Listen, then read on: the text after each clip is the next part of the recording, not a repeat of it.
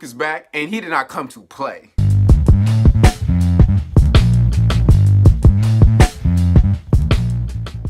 Hey y'all, it's producer, and I'm back. It's been like 2 weeks, roughly 2 weeks.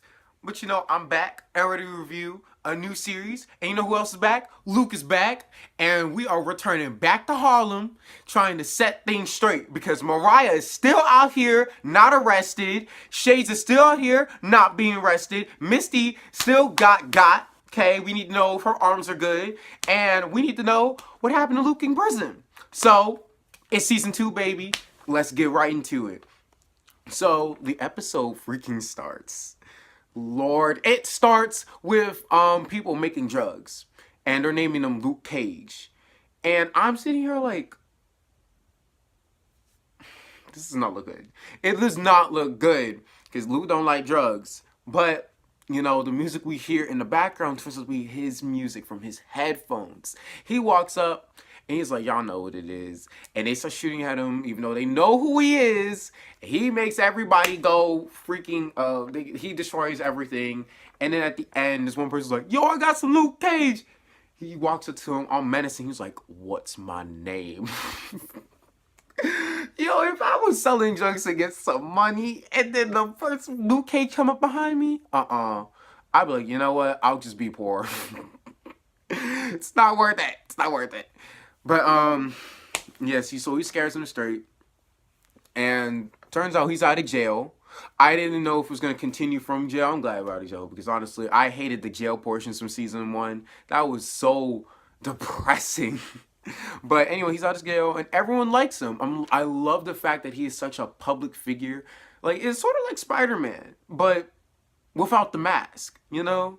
And it's also a racial thing, too. So, I'm liking this. I really do like this. And then, so, next scene is in the barbershop. They're at Pop's, and this guy is selling Luke Cage merchandise. And he's sort of affiliated, sort of not affiliated with Luke Cage, because he's with there. But, as it's, you know, because I watched like 4 episodes right now. But I'm going to have to rewatch them. And I don't really think he's affiliated. He's just doing this for some money.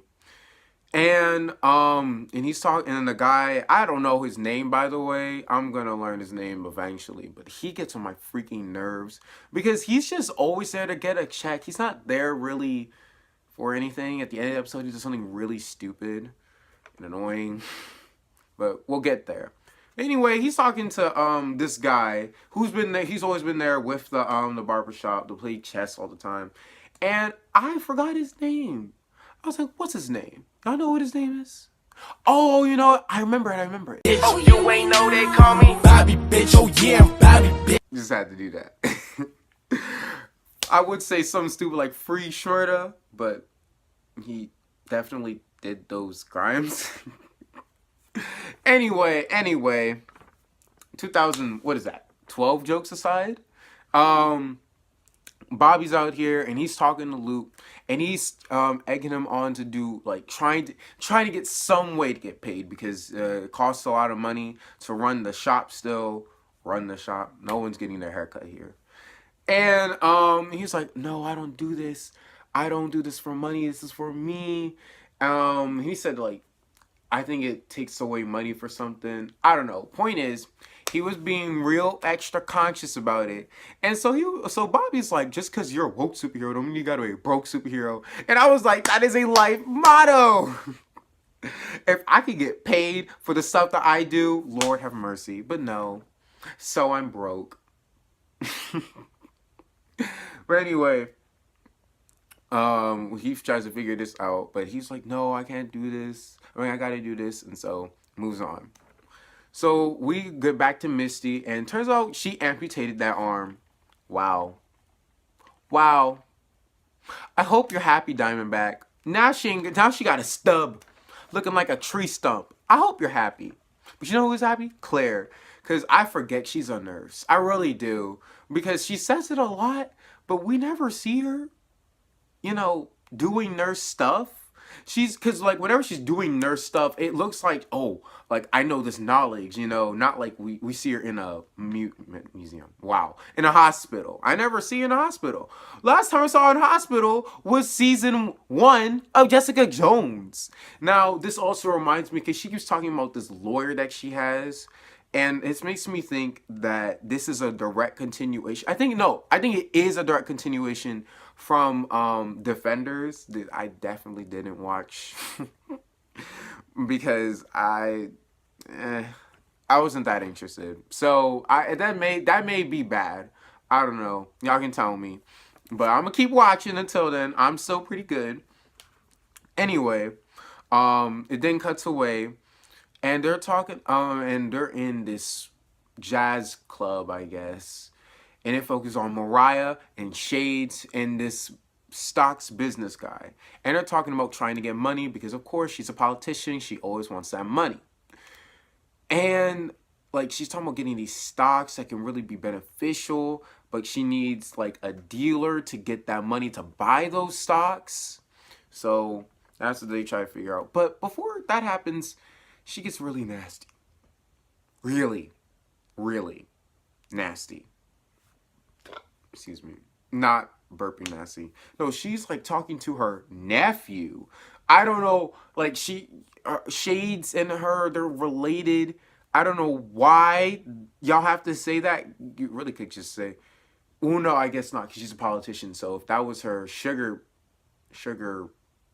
if she was a sugar mom, I guess that would not look good as a politician.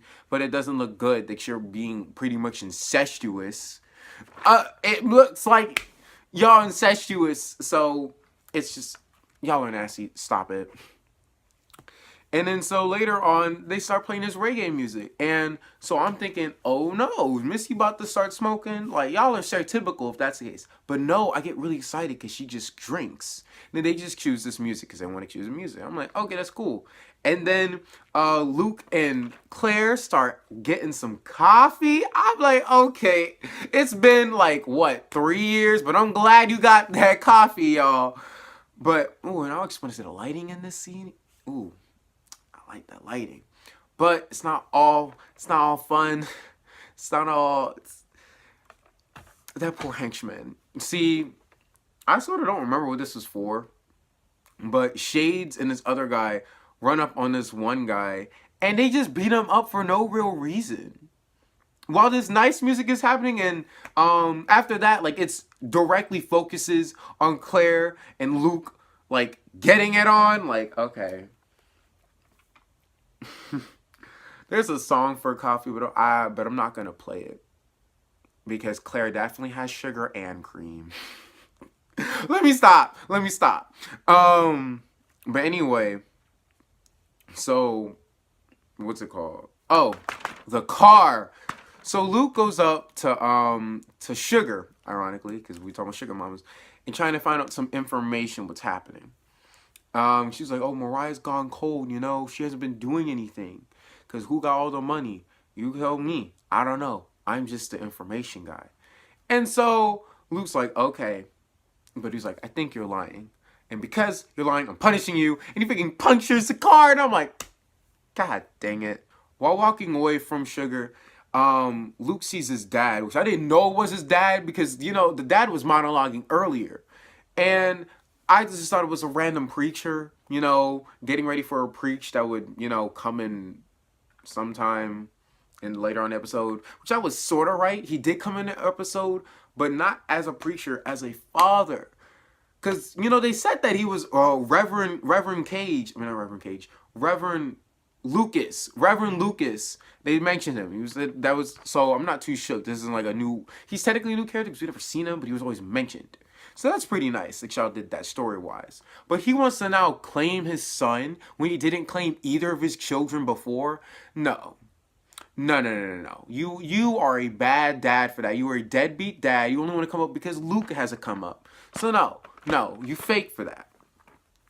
And then we cut away to Mariah talking to Stephanie. I think that's her name. But she was like, oh, your name is Billy. The sorrow in your eyes. Okay, Mariah. And then Mariah's pretty much trying to find a pimp to find information in blackmail. which does happen later on in the episodes. I'm not gonna say for what, because y'all didn't come here for spoilers for the other episodes, just for this episode. But anyway, what's it? She does that, and then what I'm trying to figure out is then it later gets on to the club. I mean, cuts away to the club and it's playing music, and I love the music portions. I think it's so nice. They should really do like a Luke Cage soundtrack, you know, like they did with Insecure and Grownish. Y'all should do that. But what I don't understand is like, so like I said earlier, they need Mariah and Shades need money, so they're about to supply a bunch of guns to some crime lords. And I don't know what I mean. I am not from New York at all. I'm from the DMV. Okay. So when you all telling me like almost every ethnic group has a freaking crime lord, they were talking about the Haitians, the Koreans, the Jamaicans, the Dominicans. Why everybody got a crime lord? God dang. But anyway, so they're trying to figure that out. I'm like, who's gonna buy their guns? But while they're doing that, Luke runs up on them and he's like, y'all should probably stop because I can stop you. You know, I'm a pretty unstoppable individual. But then Mariah, with her nasty self, being all provocative for touches, she's like, oh, what you gonna do? You gonna slap me? And he says like, you probably like that. Because she probably will with her masochist looking self. But anyway, well, I don't think your girl Claire would like that. And it never occurred to me. Yes, they know because he's more public and he's also public with their relationship. Now, Claire was supposed to pop up anyway, but Mariah is right. If he tries to stop them, they can get Claire. That's his freaking weakness. That's his Judas bullet. Well, I say that's his Judas bullet. Like the Judas bullets, they still got Judas bullets, I think. Actually, no, they do. They do, as confirmed later on in the episode. But and then so after this, they have like a little altercation. She was like, "Oh, you're supposed to not be here." He's like, "I am not your wingman. I am your partner. You're supposed to be equal." He's like, "Well, I don't want you to get hurt. I love you, Claire." And then they kiss. It was sort of weird. I don't know. I personally think that Misty and Luke, they should be a couple, especially since apparently that's the thing in the comics. So I'm here for that. But what I don't like is like it looks like the next morning, Luke gets a call from Sugar telling them about something that Del Toro is doing. Oh shoot, I forgot to tell you about the scene. I don't know what the order this was, but basically Arturo del Rey, it's Arturo Rey, El Tercero, or okay, there's a lot going on. The Dominican crime lord, Lord have mercy. Basically, they found out information. He's like a mattress salesman, and him, the salesman, and Bobby try to figure out information on him, and they figure out that Arturo Rey and El Tercero and King Arthur, my bad, they're all the same person. They figured that out, and Sugar's like, oh, he's like doing something, so you should investigate it.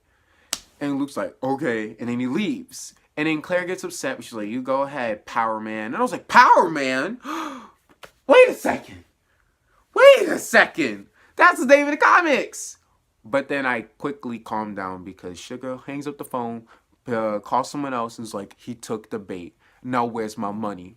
And I was like, we then turn to Misty, who's been having issues. Shoot, did I miss that? No. That comes at the end. We then turn to Misty, and she's going from the grocery store, and she sees Cockroach, which I definitely forgot. They were like, "Oh, he's the guy that Scarf was with," and I was like, "Oh, definitely don't remember him. Was he relevant before then, or was he just there with Scarf?" Y'all probably can crucify me for that. But anyway, gets upset about that, which makes her go to the station. Which I figured out, she's like, I'm gonna put this badge on. Which is why she was drinking, by the way. She was trying to figure out, she was looking at her bag, she's like, man, I missed my job. And then, so then it cuts on to later on at night. And then so Luke sees this big truck, and it has like King Arthur mattresses on there, and he's like, "Wow, let me go inside and see what's up." And then King Arthur El Tercero, he pops up, and he detonates like several bombs. And I'm like, "Well, Luke, you're gonna have to go back to that sketchy doctor in Georgia." Pero he survived. Like, really survived. Like, it did not affect him at all. He starts walking. He's like dusting off the flames like it is nothing. I'm like, okay, you're bulletproof, but you're flame proof. Oh my goodness. And then El Tetero takes out this gun. He's like, okay, I'm not messing with you. And he shoots him with a Judas bullet, but it doesn't kill him. In fact, it sort of like bounces off of him. And Luke is really upset because King Arthur tried to kill him 2 times, and he's had it. And so he knocks him out, and he takes his car. But before he gets away, freaking salesman pops up, and he's like, "Yo, this is live. Luke Cage on the scene. He beat him up." And I was like, "Oh my goodness." But Luke takes this opportunity as like a battle cry. He's like, "Ain't none of you can stop me. You can't blow me up. You can't set me on fire. And you can't shoot me. And y'all can't stop me. Anyone want to mess with me, step up." And then he dabs. And I'm like, can we stop dabbing? Oh, that's another thing too. I almost forgot to say, but when Cockroach was apprehended, he was really happy about the loopholes. And he was like, "Oh, make America great again, right?" And I was like, this happened in Black Lightning, and y'all doing it again here. Y'all gotta stop it. It's not cute. It's not cute. It's actually very ugly. Just stop it. Please. Stop writing. Stop dabbing and stuff. Dabbing was cute for like a week, and then it got really old. Then y'all are putting it into media. Stop it. Then you're saying make America great again. We don't need this reminder that we have Presidente Naranja. We don't need no, okay. We don't need a reminder that Tangerine is in the office, the Oval Office, okay? So then the episode ends with what's it called? Nigel. Cause before it was Nigel and Del Toro. I mean, not Del Toro. Arturo Rey. They were trying to make business deals with Mariah. And like, "Oh, you should get our guns because we protect it." And then Cockroach was like, "Nah, you should buy it from me because I will protect Harlem and I'll protect. I'll give. I only want the interest. Yeah, I only want your interest so we can grow money together. Keep the money in Harlem. Keep the money in black hands." And I'm sitting here like, so are Dominicans and Jamaicans not black? Just say black Americans or something. Like saying black is just dumb. But anyway, this is my fault. This is why I need to write down this stuff after I watch the episode. People are probably gonna be like, "Wow, this man is so unorganized." Anyway, Nigel is trying to figure out the information, and then the tall guy that represented Nigel before, he's like, "Oh, that's not gonna happen. We don't mess with Stokes." And then Nigel's like, "We do mess with Stokes." He's like, "No, we don't." And then he makes it very clear that it's Mariah Stokes, not Mariah, dang, what's her name? I forgot her name. Shoot. He makes it very evident. And he then proceeds to be wild and stab people through the eye. Like, gives us some Saw imagery. And then, like, karate, starts doing karate, like helicopter kicking everybody and dodging bullets and then taking in bullets. And he just starts taking control. Wild. And then the episode ends with Luke putting King Arthur back into the police custody. And then this new chief is like, "Oh, you should work with us because you're an illegal threat." And he's like, "I'm not doing anything," allegedly, and just moves on. And then Misty's like, "I want my job back." And that's where it leaves off. Left off. So I think it's a strong start. I really like this pilot. they're setting up a lot of plot threads with this pilot, which is a good and bad thing because it gets a little messy. There's a lot to follow, but I have faith that they'll do it right because they did it right season 1. So anyway, that's what I thought about this episode. Tell me what y'all think. I'm so excited to watch the rest, but this may come a little slower. Just so you know, this won't be like as fast as Dear White People, because Dear White People was 30 minutes. This is an hour. Well, roughly. So don't be surprised if I don't have daily uploads. But it is summer, so maybe I will. Anyway, thank y'all so much for watching, and I will see y'all whenever. You ain't talking money, it's something I don't care about. Black and money minded, they call me a low, let me out. Beyond cloud, I put a rest to the naysay. I only know getting money, my only attack is pay.